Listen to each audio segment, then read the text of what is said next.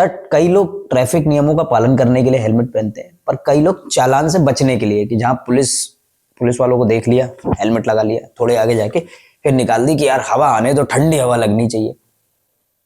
तो ऐसे लोगों के लिए क्या कहना चाहेंगे? हेलमेट कितना कारगर, सबको मालूम है कारगर साबित होता है, लेकिन क्या स्टैटिस्टिक्स है हेलमेट के बाद हेड इंजरीज की? देखिए, स्टैट्स के हिसाब से हेड इंजरी अगर किसी को होती है और हेलमेट पहना होता है तो उससे 42% चांस कम हो जाते हैं डेथ के। और अगर किसी ने हेलमेट लगाया हुआ है तो 69% चांस कम हो जाते हैं कि उसको हेड इंजरी होगी। तो इसीलिए चालान से बचने के लिए नहीं, अपनी जान बचाने के लिए और अपने भविष्य, अपनी फैमिली का फ्यूचर सिक्योर करने के लिए हेलमेट जरूर पहने। तो डॉक्टर साहब ने क्या कहा, आप लोग भी याद रखिए, केवल पुलिस वालों से बचने के लिए नहीं, केवल चालान से बचने के लिए नहीं, बल्कि यमराज से बचने के लिए हेलमेट जरूर पहनिए, ये बहुत आवश्यक है। रीढ़ की हड्डी में कई लोगों को तकलीफ होती है, ओल्ड एज के लोगों को बहुत ज्यादा दिक्कत होती है, तो ये स्पाइन इंजरी जिसको कहते हैं कॉमन, तो इसके क्या कॉजेज हैं, क्या सिम्टम्स हैं, किस तरीके के केसेस इसमें आते हैं?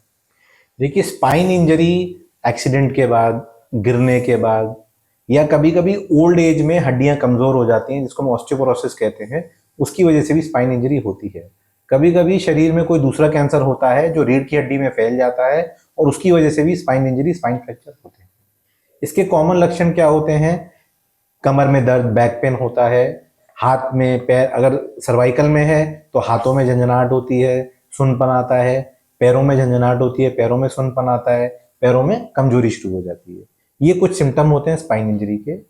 इसका प्रिवेंशन के लिए आपको अपना करेक्ट पोस्चर मेंटेन करना होता है। आपको रेगुलर अपनी बैक स्ट्रेंथनिंग के लिए, बैक प्रोटेक्शन के लिए आपको एक्सरसाइज करनी होती है। आप सीट बेल्ट आपको पहननी है और कोई भी आप स्पोर्ट्स खेलते हैं तो प्रॉपर स्पोर्ट्स गियर के साथ आपको खेलना होता है। जब भी किसी को स्पाइन इंजरी होती है तो उसमें सबसे इंपॉर्टेंट फर्स्ट एड होता है कि आपको पेशेंट को हिलाना नहीं है, पेशेंट को इमोबाइल रखना है। आपको लग रहा है कि गर्दन में उसकी चोट है तो सिर को और गर्दन को बिल्कुल नहीं हिलाना है। अगर उसने हेलमेट पहना हुआ है तो हेलमेट खींच के नहीं निकालना है। ये बहुत इंपॉर्टेंट है। लोगों को एक्सीडेंट के बाद ये पता नहीं होता है, तुरंत खींच के हेलमेट निकालते हैं। हेलमेट निकालने की वजह से अगर कोई स्पाइन इंजरी है, गर्दन की इंजरी है, तो हेलमेट निकालते टाइम वो बढ़ जाती है। और फर्स्ट एड में आप ये भी कर सकते हैं कि जो पेशेंट की गर्दन है और सर है, दोनों तरफ उसके एक एक टॉवल या कपड़ा रख दें, जिससे कि गर्दन और सिर इमोबाइल रहे, स्थिर रहे और एम्बुलेंस का इंतजार करें।